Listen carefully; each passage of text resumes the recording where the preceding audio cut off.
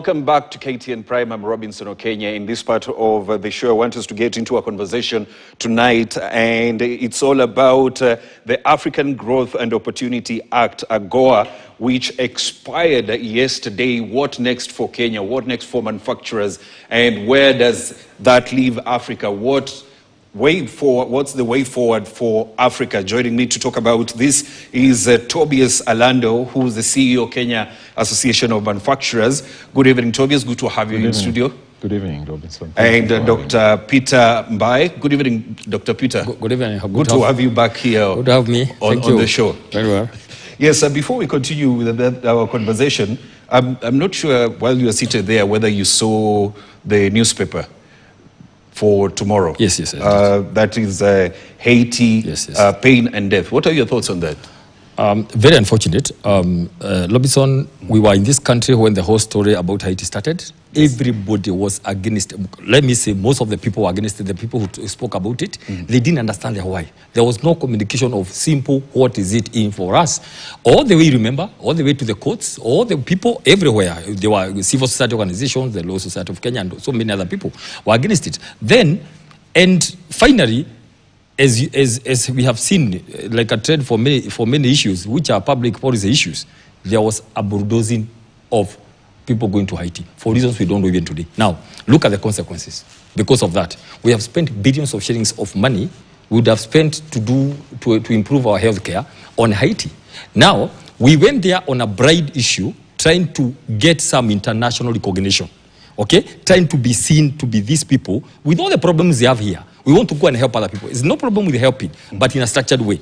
Now, finally, we have been left alone, going to cry on the sidelines of the UN, trying to appeal for mercy and sympathy.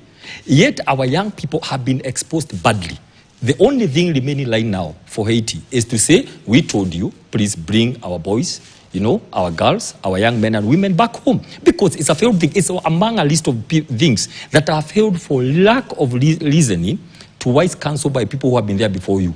You can't come today, Robinson, and you want to show that you are the one who have all this kind of knowledge on military, on defense, on health, on anything else, on education and all that. That is a problem of people who are governing, who are purporting to govern, who only know politics and PR. Governance is a whole issue. International diplomacy. Why do you do things? Why do you have to go to Haiti without any structure? Now, our young people are at least, but my prayers go for the family of the young soldier, who we were told, the Haiti and international press told us very well, because I remember I read that news then, that the soldier had died. But the information was kept secret to be announced in a foreign country. My question is, if what we are doing is right in Haiti, why hide the death of our soldier for all those months, even forcing the family to go to court? Why? What is all this we are hiding? What is all this for this? Let us know that all these things which have been done without following procedure and following processes that are required in governance, everything is falling down like a house of cards. Tobias, let's get into our conversation tonight, and this is about the African Growth and Opportunity Act, AGOA. Right. Most people don't understand what AGOA is. If in a nutshell, if you can just break it down. So AGOA, just like the word says, is an acronym for Africa Growth and Opportunity Act. It was an act that was passed in Congress in 2000, in the year 2000. Yes. And it was giving opportunities for African countries, mainly, to access the U.S. market through different items. Majority, of course, that we utilize is apparel, tea, coffee, honey, leather products, artifacts, and other related products. So basically it was an opportunity to support the African countries towards accessing the U.S. market. Yes. Yes, and now that it expired yesterday, where does that leave Kenya as a whole? Where does it leave your Association of Manufacturers as a whole? Okay. So just to give you a background for the viewers' understanding, it is not the first time that AGOA is expiring. It has been renewed almost, I think, 3 times before, since inception of 2000, and then it was again renewed, I think, 2006, then renewed again for another 10 years, and finally the one that was renewed until 2025. So it's not the first time this has happened. It has been happening in terms of the end of the term and the renewal. The difference and the change that we must understand is that different governments come into power in the U.S. Yes. Previously, it was the Democrats. Now it's the Republicans who are in power. And every government that comes in with different conditions, irrespective of policies that existed that approved AGOA. So in this context, AGOA was coming to an end, actually came to an end yesterday. The Republicans, who were led by President Trump, have imposed different conditions. And one of the conditions that has come in that was a surprise to our geopolitics in terms of trade is around issue around tariffs. So tariffs were imposed. And he wanted to have countries come to negotiate with him or with his country so that they see benefits. What will the Americans benefit? Yes. And one of the major issues that he cited is that a lot of work has been exported out of America. So the American industries have been sort of shut off. American companies have been shut up, and most of the products are now produced either in China or in India or any other country. Yes. So he wanted to change that from his perspective.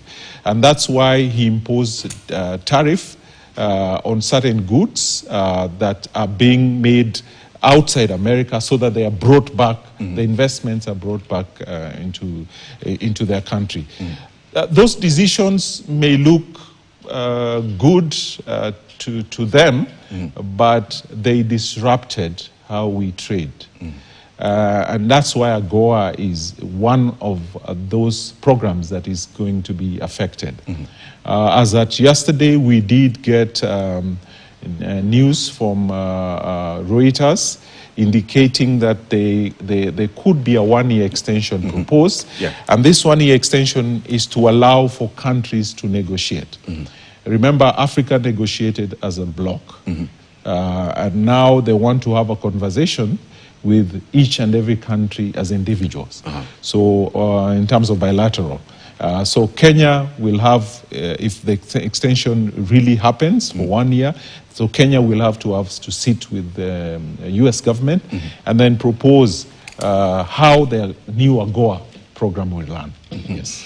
Dr. Mbai, I want us to take a look at some of these statistics, because we are having almost 60,000 families here in Kenya alone being affected. That's more than 66,000 jobs being affected. And when you take a look at, these numbers, Kenya exported 470 million last year. If this is going to be, all swept away, what happens to these 66,000 jobs that have been that the program has been supporting?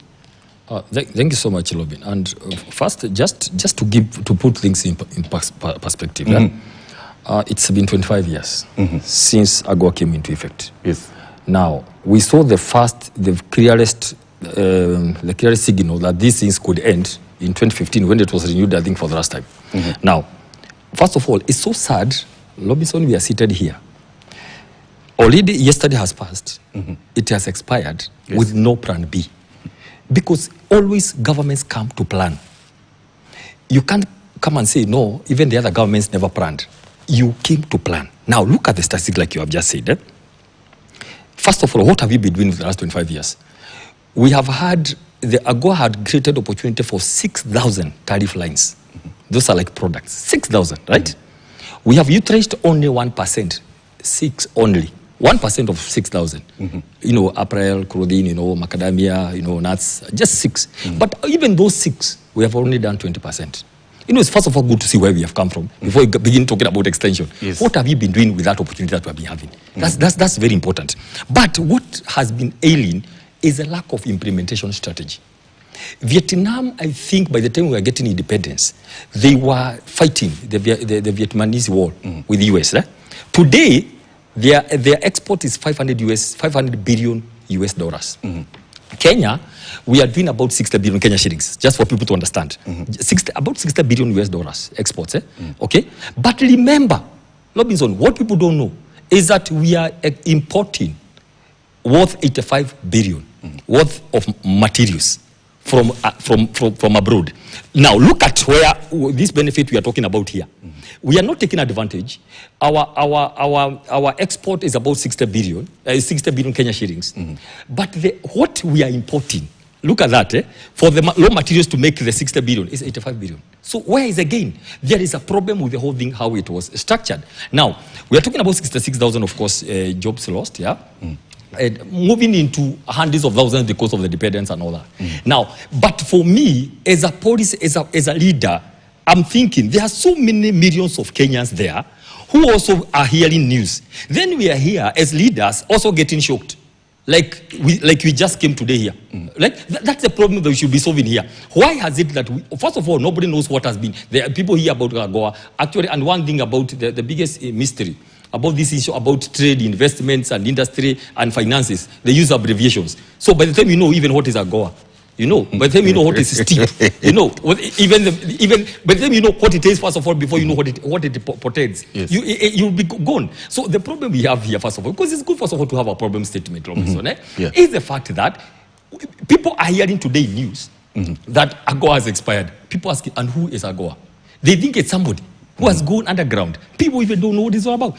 Now, the problem is, what it portends is a problem. But me, I want to come here and go back and say, look here, in Africa alone, we just hang on one thing called apparel. Okay, we have only, I think we are beaten only by Egypt. Out of the African countries, we are only second to South Africa, in terms of taking advantage. But look at the units. Look at what we have done. So my question is, we are asking for extension. To do what? Have we planned as government? Do we know even what to do with the extension? First of all, I want to be very, and for me, as a strategic leader, Robinson, hope is very good breakfast, but it is very bad supper. We cannot come here after 25 years, we begin feeding our people on hope it's going to be extended. Who said? Look at the policies of Trump. He is more into, hey guy, I don't want to give you free things. Let's sit on the table and agree how to trade. Because he's a businessman. He doesn't want this kind of free things, go duty-free this, duty-free that. And by doing that, Robinson, what I think what is happening is an opportunity. People must grow up. Let me give you a solution. Because from where I come from the political dispensation I am in, we're here to give alternatives. Every day you ask us, what are the alternatives? Let me tell you. All these clothes being done, we have about 200 in Kenya, enterprises which have been licensed by EPZ. About 48 of them are doing apparel, right? All those of them, instead of crying tomorrow, hoping, waiting, and begging for the Congress to pass this law, let all those things be taken. The same way the government is not getting any duty when the apparel is exported to US. Robinson, let the Mituba people go and get those clothes, all of them, and sell. It's simple and clear. What are we doing? Why are we still begging and saying, oh, we are waiting for something here? One, even if it comes, you're not able to take advantage. So let's open it. Let's open all these clothes. Mituba people should be given at good places because there will be no taxes. We must think outside the box. So let me tell you, Robinson. Now, you want me to sit here, now me, as a policy maker, as a leader, who a lot of people are looking up to, as a secretary for planning and economic affairs in a party, one of the biggest parties in this country, to come and cry and be saying, oh, now we have been locked out. We are here to say we must move on. Let us diversify. Let us go and open markets in East Africa. Let us make use of AFCFTA. It is open. You can trade. Why is this that we are always looking to America? We are not sure about the policies of Trump. We know very clearly what's likely to happen. I'm not saying, a lot of people are hopeful it's going to be passed. But we cannot come here tie the lives of over 500,000 people, 200,000 people on hopes that America is going to extend AGOA. Suppose it doesn't. Tobias, what is this estimated, financial loss? What are we looking at? So if you look at AGOA alone, AGOA in Kenya employs about 60,000 direct jobs, 100,000 indirect jobs, an investment of about 30 billion Kenyan shillings that have been invested in this country regarding AGOA. So AGOA has given opportunity. And you know, it is easy to say, let's let these clothes be sold given to Mutumba guys, and then they sell them into the market. Remember, these are investments that have been done. Everyone who has invested is looking for returns. Yeah. The value or the price of these clothes that you sell to the US market is higher than what you can sell to the local market. So in terms of return of investment and profitability, you may not get that value as an investment. If we say now let's sell it to as a Mutumba, those are not Mutumba clothes. They are new clothes. They are not second-hand clothes. They are new clothes. So I needed to clarify that. And the reason why we are hopeful is because Kenya has been trading with the US for a long time. It is not the first time. For a long time. There is a trade balance right now between Kenya and US is about 42 million US dollars to the advantage of the US. If AGOA goes, definitely there will be trade imbalance between the two countries. And it is of the interest of both parties to have this conversation and say, how can we support each other? Because there are those items that definitely we import from the US also.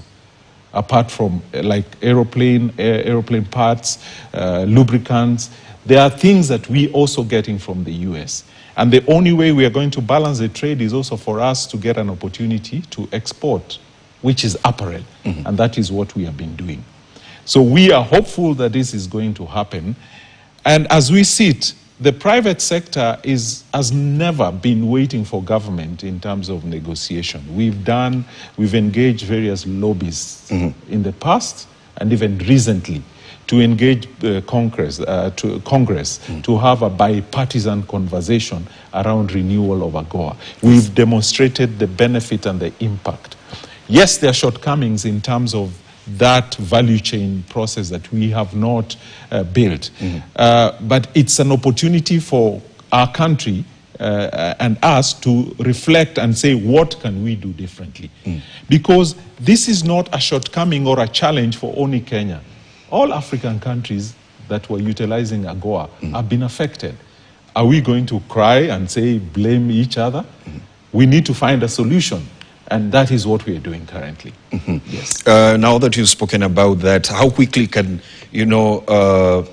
Kenya replace the lost areas in terms of market access if this extension will not be put in place? So there are alternatives that are existing. So we have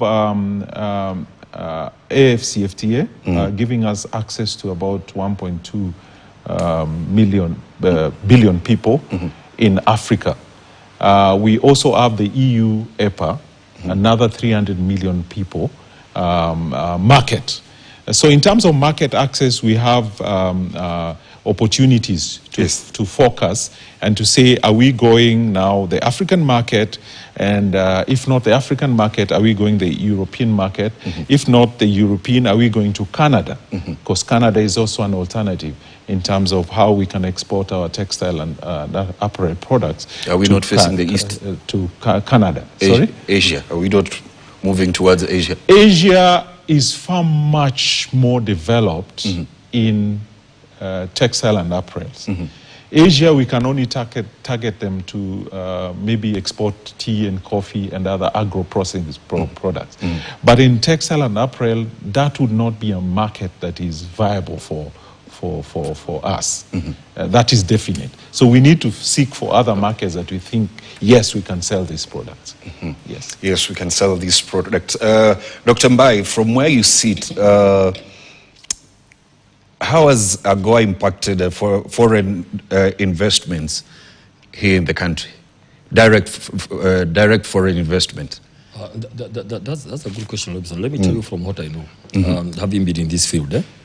One, and by the way, just to clarify, because it's going to give good direction. You know, you cannot come and say, Robinson, when something as big, something we have not utilized as AGOA for 25 years, when it has expired, you can't begin talking about you are looking for markets. It is very depressing to Kenyans, because you ought to have known that these and these things will happen, so you rush it up.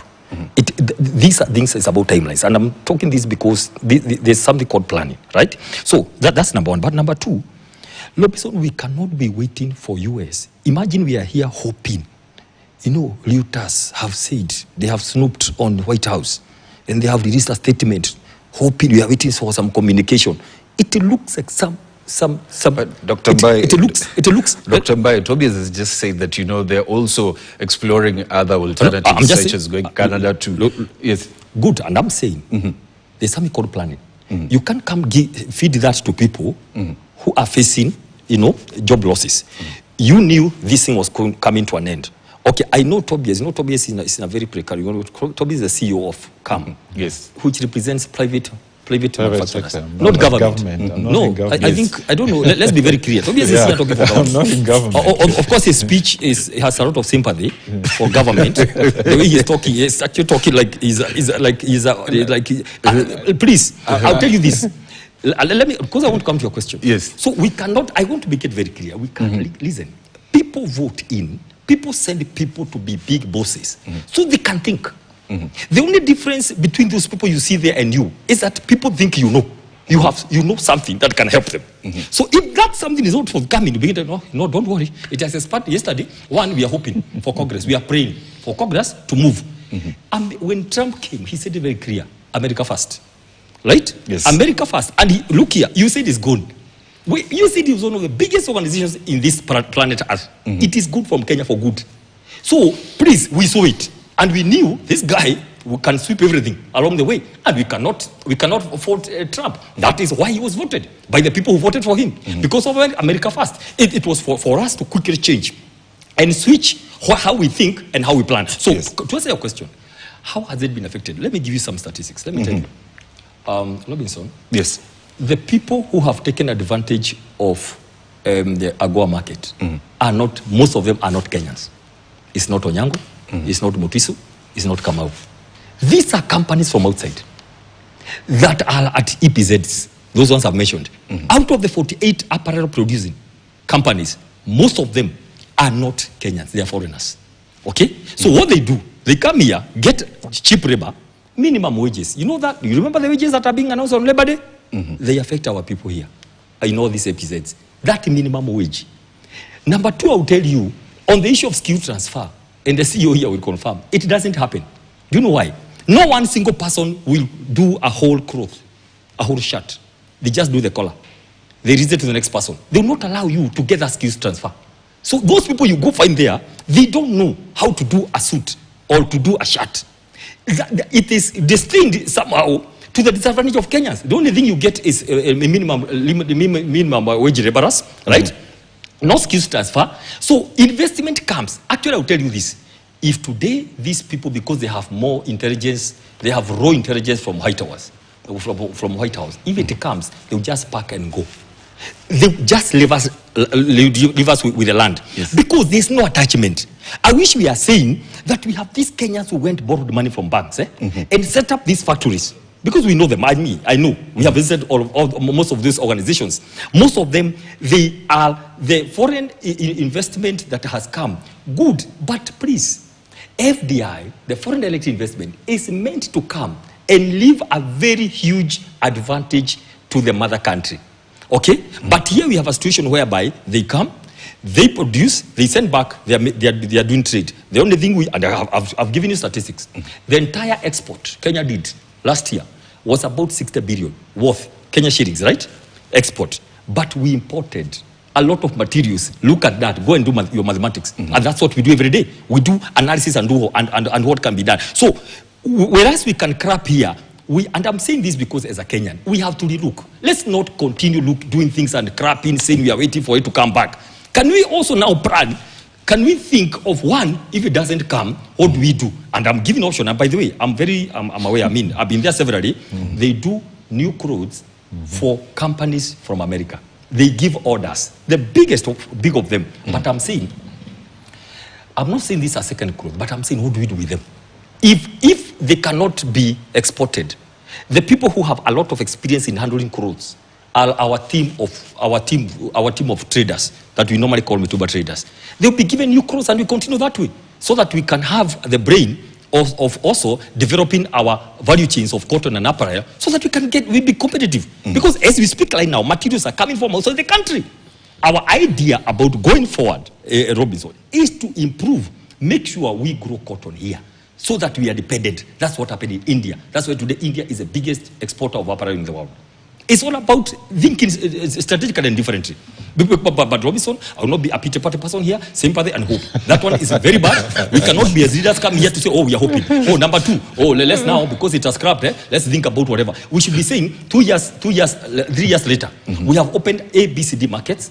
You know, we have done ABCD. This is kind of things we can compare. What goes to America and what goes to SCFTA in Africa? What goes to East Africa? What goes to EU under the whatever? The United Arabs? There's a treaty. This is what has gone on. That is the kind of things we should be talking about. But sometimes, if you get into government lobbies, the worst thing I've discovered, never ever wish to be in government if you don't know what to do. Never ever.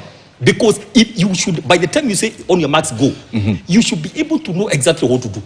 And that's why people, before you intend to vie, you have several years to prepare. You need to be very clear. What is my policy on trade, on investment, on industrialization, on sports, on tourism, on agriculture, on health? This is where we are now. We are stuck.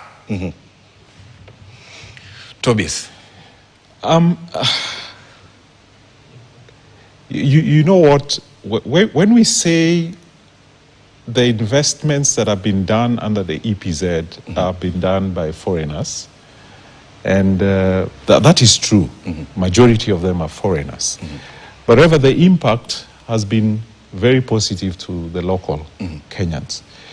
Because the people, they have come here, they have put up machinery, and they have trained local people. In fact, there is a group of EPZ workers who, based on their training here, went to train EPZ workers in Ethiopia, Kenyans. So we can't say that they just invest and make their money and go away.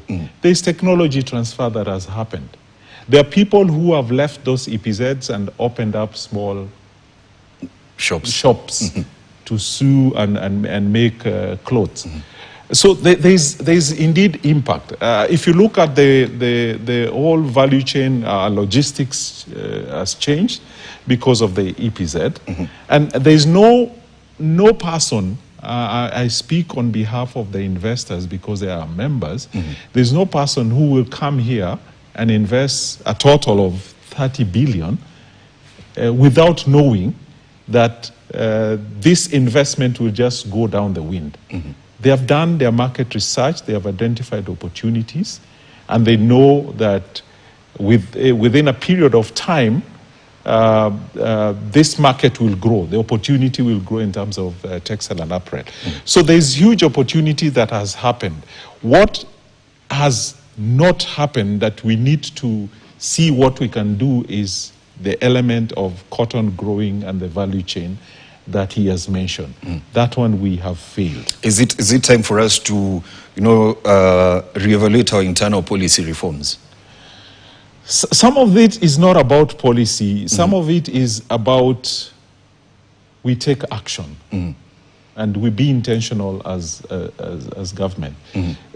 This country, how many policies have we passed? Lots. So many policies. So the issue is about implementation of some of those policies. If we wanted to have cotton grown in this country to make apparels, we can do it. We have the right climate and we have the right technology and people to do it. So it's about being intentional both at national and county government, and say we are going to grow this cotton. Because for a farmer to grow a cotton, he needs to be guaranteed offtake, that someone will buy this cotton.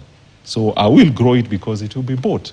They need to be provided seeds to grow the cotton.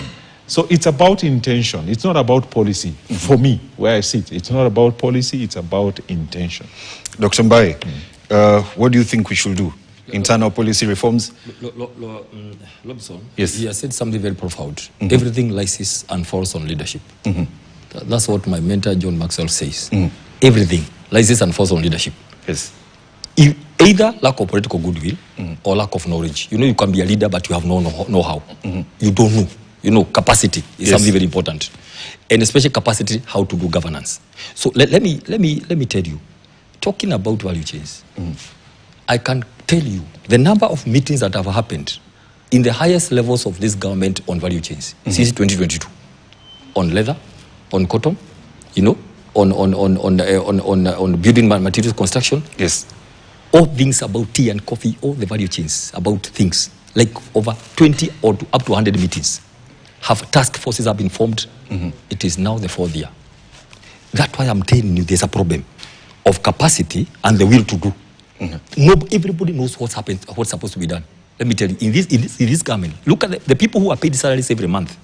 The senior people from secretaries going down, they have all the way of what is to be done in like this. Lomison. So it's not that we lack all these things. Or what we have a problem with, we need pragmatic leaders who understand, who get a bit of a vision of what people want and how to drive them there. Yeah. So let me say this. Number one, there is a strategic trade and investment partnership, a STIP. Yes. That arrangement came up with the other government, and I want to talk briefly about how global changes, political changes affect us here. The way now you said happened. Because that STIP came under the rule of the former administration of the US. Okay? Now, and they are saying, wait a minute, instead of this AGOA, whether they are going to run parallel is another story. Let's get trade deals on trade and investment between us and Kenya, the US, okay? Now, the problem with that, and now we are talking about what should have happened a long time ago. It has been discussed for the last 3 years, and what should happen is that the only thing lacking in that agreement is market access. Okay? So we either go with the people moving on with the STIP, we go and begin to have market access between the two countries, or we negotiate for free trade area, whereby now goods and services can move freely between Kenya, for example, and the US. And I'm speaking now specifically on this one. We need to be proactive in our engagements instead of praying here and hoping that's going to happen. But number two, I will say this today, the only answer to all these things we are talking about is for us to be very strong on manufacturing. Something which we have spoken about, and it died.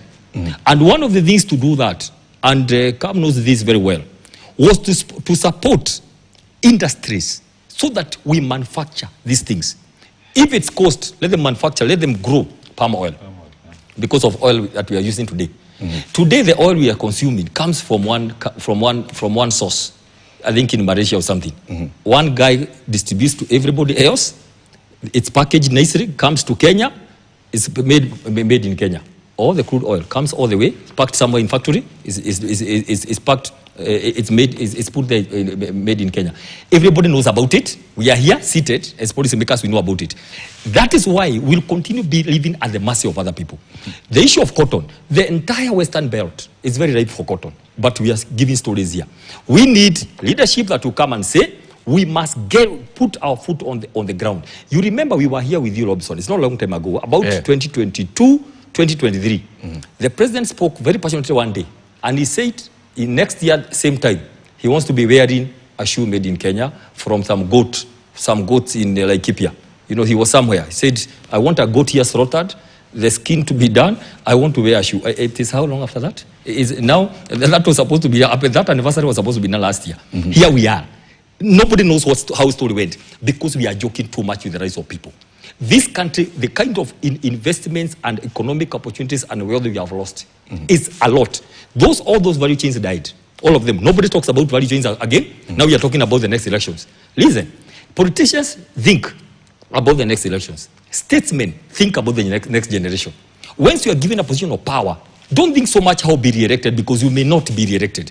Think about what you can do, something that will move the economy forward.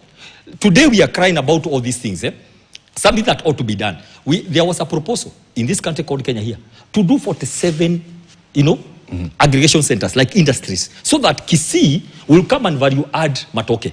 Yeah, Nakuru will go and value add the carrots from Maunarok, and Muranga avocados, Machakos dengu. Then we go and continue. Then we export so that we can get foreign exchange. That today lies dead. Some feeble attempts of trying to kick them out. Those are the things we are saying. Robinson, on our few days, God willing, as the official opposition, we will not come with the stories. We know. Today, go to government, ask people for one day only, tell us what needs to be done. They will tell you. But there has been no political goodwill to do this kind of thing. In every sector, we know what needs to be done. It's simple, it is there. But 4 years down the line, there is a lot of issues. People promises. That's why today we are crying, saying, oh, please, we are hoping and praying that AGOA will be extended. It's simply an issue of leadership. An issue of failed leadership and lack of knowing what needs to be done. Again, I repeat, I pray, anybody who wants to vie for any seat from MCA, kindly, go think again whether you know what you want to do. If you don't know what to do the first 100 days, and do it, and begin moving, so the plane can be on air and people can fasten the seat belts. If 3 years, 4 years later, you are still looking for balance, how you are going to get off here, you have lost it. And you have lost a lot of opportunity for Kenyans that they would have gone for. The problem, I repeat, and I'll tell you this, on trade, simply get strategic partnerships with various blocs in the whole world. AFCTA was done. The issue of EU, go to Asia with strategic products. We have already the lines for AGOA 6,000. We have so many others we can get out there. And of course, on the issue of industrialization, go back and manufacture. You cannot prosper if you become a consumption country. You must be a production country. Produce and export, then you can get foreign exchange. That's all what the story we are talking about here. The whole story about here is on the issues of trade and investments, so that investors that you get, Robinson, yes, you get investors strategically for your purpose, not for them to come and milk you. Get them to come, get capacity, put machineries on avocado production, for example, on value addition, then they can leave value here. That is the whole issue about way forward.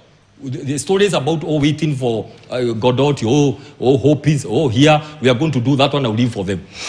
Tobias, let's talk about utilizing the free trade area. And trying to help Kenyan manufacturers utilize that now that we are having this conversation. Yes. What is definite is that the manufacturing contribution to the GDP has dropped. We are now at about 7.4. The last time we had a double digit was in, I think, 2011. And that already shows you that the manufacturing sector can grow, but it has stagnated. And we need to address a couple of issues that will grow the manufacturing sector. And one of the issues, just to respond to you, is market access, finding markets for the products.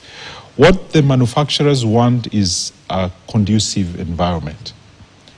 Conducive environment in terms of tax stability and policy stability, and then market access. So providing access to market means the government of the day negotiates with different countries in terms of trade blocks or free trade areas, and allows the investors or the manufacturers now to access those markets. We don't need to be taken or handheld. We just need an opportunity, signed agreements, and then the investors or the manufacturers will indeed go to those markets. If we look at our country, and I'm looking forward for the day when our politicians, either in government or outside government, would speak in one voice on issues that can support the growth of the manufacturing sector. And not to blame each other or to claim I did best and you did not do best and all that. That is what we are lacking in this country. When it comes to issues that generally impact the citizens of the nation and the growth of the nation. If you look at countries like Singapore, for example, they speak in one voice in regards to the trajectory of the country, where the country needs to go, where the people needs to be. But in our country, we don't do that. It's now, you are there, I am there, you are best, you are not best, and we are all fighting every day. We need to come to a point where we speak in unison on issues and finding solutions on issues that affect the common mwananchi. That is the biggest challenge. And then we need to be visionary enough, in fact, we were having a conversation somewhere and I was saying the way you see counties where projects started with this governor, and then when the new governor comes in, the projects are stalled. Same to the national government. The project started with this government, when another government comes, it stalls. We need to have a vision for the country and a vision for the counties, so that if you have a long-term project, whether you are in that government or not, the vision will continue. You are obligated to continue with that vision and plan. If we do that, then we will make progress. But in terms of manufacturing, probably what do you think should be done all the way from the national government through to the county governments? Of course, Dr. Mbaye has mentioned one of them, which is county aggregation points or parks. Needs to be established, because if you look at the concentration of the manufacturing sector since 1963, 80% of the manufacturing companies are around Nairobi and surrounding region. While do we have any raw materials in Nairobi? No. That is the biggest mistake we have. So we need to have industries spread across all counties, particularly where the raw materials for certain products are. Establish those industries and support them where necessary. We have viewed manufacturing in a different angle. Probably that's why most people are not interested, particularly our young people. And most people run and do trading. I import and sell. While manufacturing has a more benefit in terms of value and profit for a long term. Trading will give you a short-term benefit, but for a long term, manufacturing has a benefit, and it also employs more people. If we need to employ more people in our country, then we need to promote manufacturing. We need to establish a lot of manufacturing industries across the country, not specific Nairobi and surrounding region. Yes, Dr. Mbaye, as we wrap up the conversation, what next now? Now that AGOA is not there, what next? Thank you very much. What is next is to, I'm very particular, because any ship right now with textiles and clothes from Africa, by the time it lands, they'll have to pay the tariffs, because that's already out. I come from the school of thought that tells me it's going to be a hard thing if we continue relying on the grace by the Congress to reopen AGOA. It is going to be a tough. I don't see that happening, because from international, you look at how governments behave, and you have an idea how that's going to happen. Let us continue moving on with this tip, the strategic investment and trade partnership with the USA. Let's clear that issue of market access. If not so, let's move on to the issue of free trade area. That's with America. Let's pursue trade deals with other. Already we are late. We should have signed them so that it's not a shock. Okay, it's not a shock. But in the meantime, I insist. Government was not getting anything when these clothes left here to go to America. Let government not have any appetite for duty. Let Kenyans go get those clothes and sell them. Set them locally, because nobody wants to go and get a loss. I'm giving practical solutions. I'm giving that's the immediate one now, because we don't want to keep on crying. Imagine what will happen here after 2 weeks. People still hoping that the signature will be done, and people are already. I hear there's some companies that have already, actually, I was called this evening. I was told there's some companies that have already given notice that are going to stop the labor. We should not, anybody should not lose jobs. That is very, very, very careless. We should be able to hold them and quickly tell these people, look here, we can offload these things in the local market. Why not? And also the East African market and the African market. But now going forward, like I've said very clearly, it's very simple. As we are coming with specific things to be done, what has not been done, we are going to do it. And the whole issue here is to ensure, and that's why I'm calling upon the CEO. I know he's a CEO. There is a board and there are other people who have hired him. We must put our foot down. We must ask our farmers to grow palm oil so that we don't export crude oil, then repackage it, call it made in Kenya. Have you ever seen it palm oil in Kenya? Then how do you say it made in Kenya? I hope he's going to help us. We need all of us to be strong and do what is right for this country. It's as simple as that. But I can tell you this as I finish lobbying, ours will not be talking anymore. People, Kenyans, everybody, policies are there. No need for any internal reforms. We just need somebody who knows what to be done and allows things to be done the way they're supposed to be done. One CAIP was supposed to have 20,000 jobs, one of them, times 47. But because of some insecurity, some people felt some people are getting out of boga points because of such initiatives. They were killed. So who is benefiting? Here we are. Dr. Mbaye, let's wrap it up. Tobias, briefly, now that we're hoping for an extension, what next? I'm still hopeful, and I'll repeat it again. Yes. Whether people don't believe in hope and all that. I'm hopeful because conversations have happened between key lobbyists and government to government. And the feedback we've gotten is that there is a new strategic negotiation and agreement that is going to be signed. And people employed through AGOA will not lose their jobs. The other markets are an opportunity for us. We just need to focus on them. And lastly, manufacturing sector is the only sector that can employ many more people. For every one person employed in the manufacturing sector, there is ×4 impact in terms of employment. So I would encourage everyone to consider and support the manufacturing sector. Thank you very much, Tobias Elando, the CEO of Kenya Association of Manufacturers, as well as Dr. Peter Mbaye, for making time tonight to come and talk to us about what next after AGOA, and where Kenya stands at, and how big or of an impact that has, and of course hoping or rather looking forward to better things from now on.